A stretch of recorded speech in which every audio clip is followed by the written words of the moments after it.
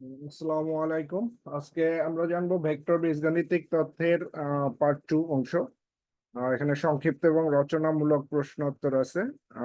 Part 1-এ আমরা কিছু অতি সংক্ষিপ্ত জানছিলাম। তো এখানে 1 নম্বরে আছে এ ভেক্টর সমান 3i+2j-4k এবং বি ভেক্টর সমান 4i+4j-2k।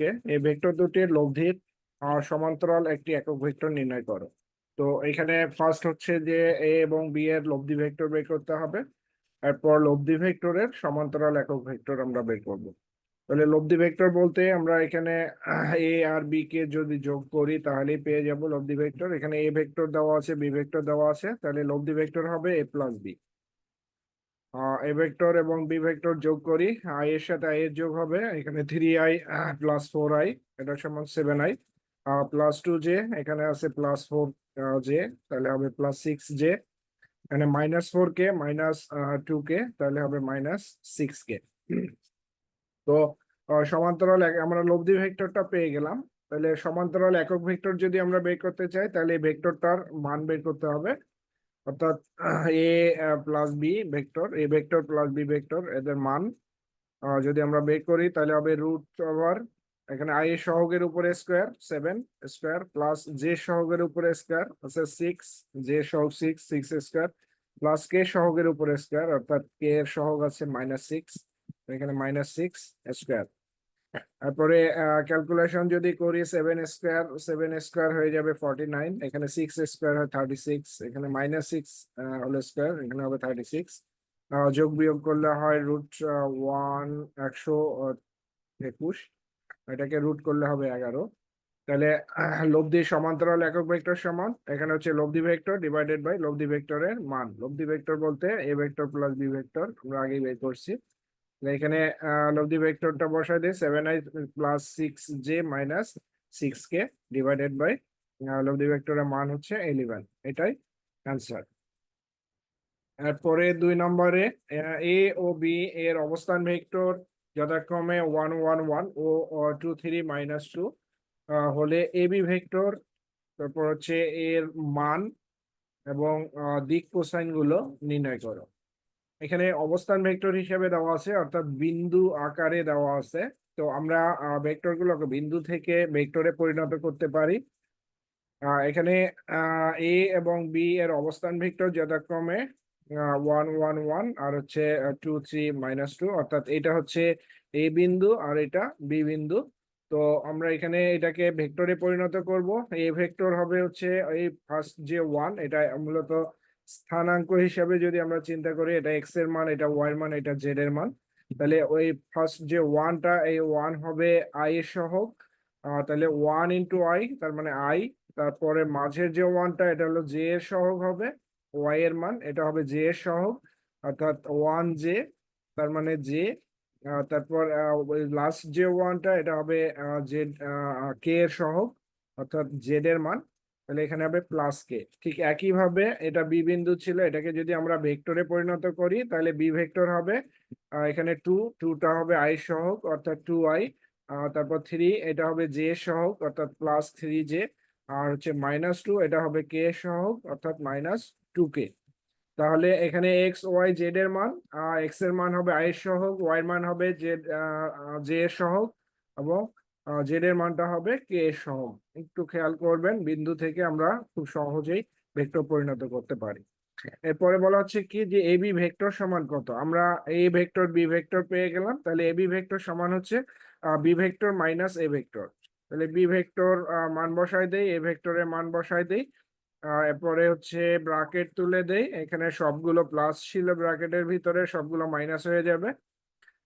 এরপর যোগ বিয়োগ করলে 2i, এখানে -i, তার মানে আই, এখানে হচ্ছে +3j, এখানে -j, তাহলে +2j, আর এখানে -2k, এখানে -k, তাহলে হবে -3k।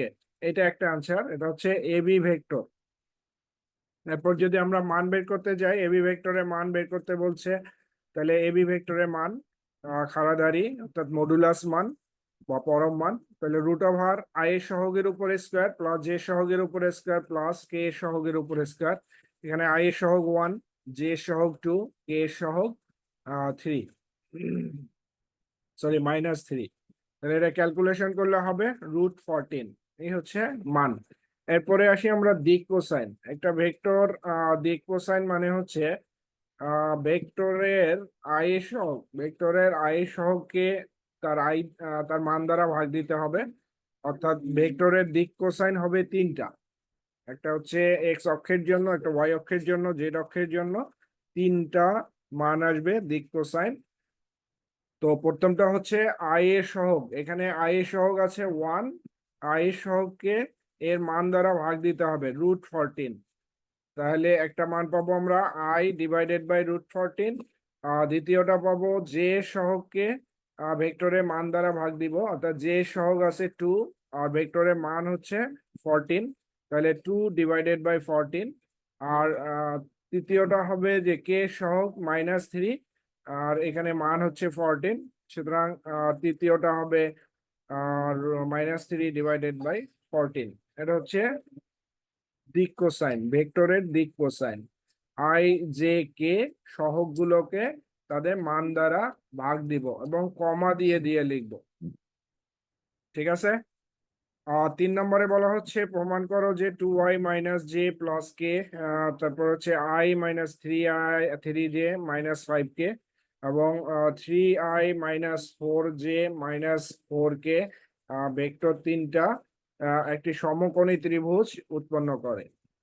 তো আমরা এখানে ধরে নেই তিনটা ভেক্টর এখানে দেওয়া আছে, তিনটা ভেক্টরকে আমরা ধরে নেই যে প্রথমটা এ ভেক্টর, দ্বিতীয়টা বি ভেক্টর, তৃতীয়টা সি ভেক্টর। তারপরে আমরা যেটা করব যে এ বি সি আমাদের বলা হচ্ছে ভেক্টর তিনটা একটা সমকোণী ত্রিভুজ উৎপন্ন করে, অর্থাৎ এ বি সি একটা ত্রিভুজ যেটা কিনা সমকোণী। তো আমাদের যে কাজ সেটা হলো যে এ বি বাহু, এ বি ভেক্টর সমকোণী ত্রিভুজ বের করতে গেলে আমরা জানি পিথাগোরাসের ফর্মুলা, লম্ব স্কয়ার প্লাস ভূমি স্কয়ার ইকুয়াল অতিভুজ স্কয়ার। সেই অনুযায়ী আমাদের তিনটা বাহুর মান বের করতে হবে। তিনটা বাহু মানে হচ্ছে এ বি, আচ্ছা আরেকটা হলো বিসি, আরেকটা সিএ। তো আমরা এ বি বাহুর মান পাবো, এ বি ভেক্টর বের করব, এরপরে হচ্ছে এ বি ভেক্টরের মান বের করব, অর্থাৎ এ বি ভেক্টরের মানটাই হচ্ছে এ বি বাহু। তাহলে ঠিক একইভাবে আমরা বিসি ভেক্টর বা সিএ ভেক্টর এগুলোর আমরা মানগুলো বের করব। তাহলে এ বি ভেক্টর সমান হচ্ছে B vector minus A vector. এখানে বি ভেক্টর এবং এ ভেক্টরের মান বসায় দেই, এরপরে ব্রাকেট তুলে দেই, এখানে মাইনাস আছে, ব্রাকেট তুলে দিলে চিহ্নগুলোর পরিবর্তন হয়ে যাবে, প্লাস গুলো মাইনাস হয়ে যাবে আর এটা এমনি এমনি ব্রাকেট উঠে যাবে। তারপরে যোগ বিয়োগ করলে এখানে আই, এখানে আছে -2i, এখানে +i আর এখানে -2i, অর্থাৎ -i। তারপর -3j এখানে আছে +j, তাহলে এখানে হবে -2j। এখানে -5k আর এখানে আছে -k, তার মানে -6k। এরপরে হচ্ছে এবি ভেক্টরের মান বের করি, √i সহগের উপর স্কয়ার প্লাস j সহগের উপর স্কয়ার প্লাস k সহগের উপর স্কয়ার। এখানে i সহগ -1, j সহগ -2, k সহগ -6, এখানে মান বসাই দেই, এরপরে স্কোয়ার করে দেই, ক্যালকুলেশন করে √41 আসলো। ঠিক একইভাবে আমরা বিসি ভেক্টরের ভেক্টরটা আগে বের করব। বিসি ভেক্টর সমান হচ্ছে C vector minus B vector, এখানে মান বসায় দেই, তারপরে হচ্ছে ব্রাকেট গুলো তুলে দেই, ব্রাকেট তুলে দিলে এখানে চিহ্নগুলোর পরিবর্তন হবে, পরে যোগ বিয়োগ করি। যোগ বিয়োগ করলে এখানে 3i, এখানে -i, তাহলে হবে 2i।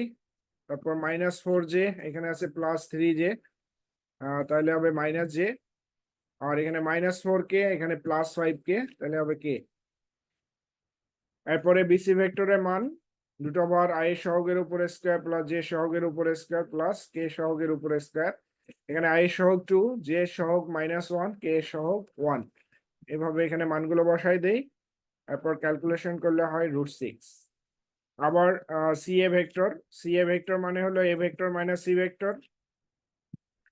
মান বসাই দেই, এ ভেক্টরের মান আর হলো সি ভেক্টরের মান, এরপরে আবার ব্রাকেট তুলে দেই, চিহ্নগুলোর পরিবর্তন হয়ে যাবে, এরপর যোগ বিয়োগ করি, তাহলে আমরা সি এ ভেক্টর পেয়ে যাব। এখানে 2i -3i, তার মানে -i, -j +4j, তার মানে +3j, এখানে প্লাস কে প্লাস 4k, তার মানে প্লাস 5k। তারপরে সি এ ভেক্টরের মান বের করি, রুট ওভার আই সহগের উপর স্কোয়ার প্লাস জে সহগের উপর স্কোয়ার প্লাস কে সহগের উপর স্কোয়ার। মান ক্যালকুলেশন করলে এখানে 1 + 9 + 25 অর্থাৎ √35। আমরা এখানে তিনটা মান পাইলাম, তিনটা ভেক্টরের তিনটা মান পাইছি, অর্থাৎ ত্রিভুজের তিনটা বাহুর মান পাইছি। একটা পাইছি ফার্স্ট এবি ভেক্টরের মান পাইছি √41, তারপর বিসি ভেক্টরের মান পাইছি √6, আর সি এ ভেক্টরের মান পাইলাম √35। তো আমাদের সমকোণী ত্রিভুজ দেখাইতে গেলে এই তিনটা বাহুর সব থেকে বড় মানটা এটা হবে অতিভুজ, অর্থাৎ √41 এটা অতিভুজ হবে। আর বাকি যে দুইটা, এটা একটা ভূমি আর একটা লম্ব। তো আমরা ঠিক সেইভাবেই প্রমাণে যাব যে ভূমি স্কয়ার প্লাস লম্ব স্কয়ার ইকুয়াল অতিভুজ স্কয়ার, এরকম প্রমাণটায়। তাহলে ছোট দুইটাকে আমরা বামে নিলাম, ছোট দুইটা, একটা হচ্ছে ভূমি স্কয়ার প্লাস লম্ব স্কয়ার বা লম্ব স্কয়ার প্লাস ভূমি স্কয়ার, এটা সমান আমরা এখানে দেখাচ্ছি অতিভুজ স্কয়ার, অর্থাৎ বড়টা। এখানে বিসি বিসি ভেক্টরের মান ছিল √6, আর হচ্ছে সি এ ভেক্টরের মান ছিল √35। হোল স্কোয়ার করলে পরে রুট আর স্কোয়ার কাটা যায় 6, এখানে 35 এর উপরে রুট আছে, রুট আর স্কোয়ার কাটা যায় 35, 41। 41 কে আমরা লিখতে পারি √41 হোল স্কোয়ার, তাহলে রুট আর স্কোয়ার কাটা যায়, অর্থাৎ √41 হোল স্কোয়ার। তাহলে √41 সমান হচ্ছে এবি ভেক্টরের মান, এটা হোল স্কোয়ার। তাহলে আমরা এখানে পাচ্ছি লম্ব স্কোয়ার প্লাস ভূমি স্কোয়ার ইকুয়াল অতিভুজ স্কোয়ার। তাহলে অতএব ত্রিভুজটা হবে সমকোণী ত্রিভুজ। এটা হচ্ছে প্রুফ। 4 নম্বরে বলা হচ্ছে যে এবিসি ত্রিভুজের শীর্ষবিন্দুর অবস্থান ভেক্টর যথাক্রমে 0, 7, 10। বি বিন্দুটা হচ্ছে -1, 6, 6 এবং সি বিন্দুটা -4, 9, 6। তাহলে দেখাও যে ত্রিভুজটি একটি সমকোণী সমদ্বিবাহু ত্রিভুজ। আগের যে আমরা অঙ্কটা করলাম সমকোণী ত্রিভুজের যেভাবে আমরা প্রমাণ করাইছি, ঠিক একইভাবে আমরা এখানে সমকোণী ত্রিভুজ প্রমাণ করাবো। অর্থাৎ তিনটা বাহুর মান আগে বের করব, তাহলে আমরা সমকোণী ত্রিভুজ পিথাগোরাসের ফর্মুলা অনুযায়ী বের করব। আর বলছে সমদ্বিবাহু ত্রিভুজ, আমরা যে তিনটা বাহু বের করব সেই তিনটা বাহুর মধ্যে দুটা বাহু সমান হবে। আমরা যদি দেখাইতে পারি তাহলে আমরা বলতে পারবো ত্রিভুজটা সমদ্বিবাহু ত্রিভুজ। তাহলে আমরা এখানে আসি যে দেওয়া আছে এবিসি ত্রিভুজের শীর্ষবিন্দুর অবস্থান ভেক্টর এত এত এত এবিসি। তাহলে আমরা এই ভেক্টর যদি বের করতে চাই, প্রথম হলো 0, 0 হবে আই এর সহগ, এ ভেক্টরে আই এর সহগ 0, তারপরে হলো 7, এটা হলো জে এর সহগ, তারপরে 10, এটা হচ্ছে কে এর সহগ। ঠিক একইভাবে বি ভেক্টর আই এর সহগ হবে -1, জে এর সহগ হবে +6, তারপর কে এর সহগ হচ্ছে +6। তারপর সি ভেক্টর একইভাবে -4 হবে আই এর সহগ, তারপর 9 হবে জে এর সহগ, তারপর 6 হবে কে এর সহগ। এরপরে আমরা বাহু তিনটা বের করব। বাহু তিনটা বলতে এবি ভেক্টর, তারপর হচ্ছে এবি ভেক্টরের মান, এটা হলো এবি বাহু। তাহলে এবি ভেক্টর সমান হচ্ছে B vector minus A vector. আমরা এখানে মানগুলো বসাই দেই, বি ভেক্টরের মান, এরপর সে এ ভেক্টরের মান বসাই দেই, এরপর যোগ বিয়োগ করি। যোগ বিয়োগ নিজেরা এখন চেষ্টা করবেন, একটু আগের অঙ্কটা তো দেখাই দিছি। তাহলে এই ভেক্টরটা চলে আসে, তারপরে এবি ভেক্টরের মান √আই সহগের উপর স্কয়ার প্লাস জে সহগের উপর স্কয়ার প্লাস কে সহগের উপর স্কয়ার। এখানে আই জে কে সহগ, আই এর সহগ -1, জে সহগ -1, কে সহগ -4।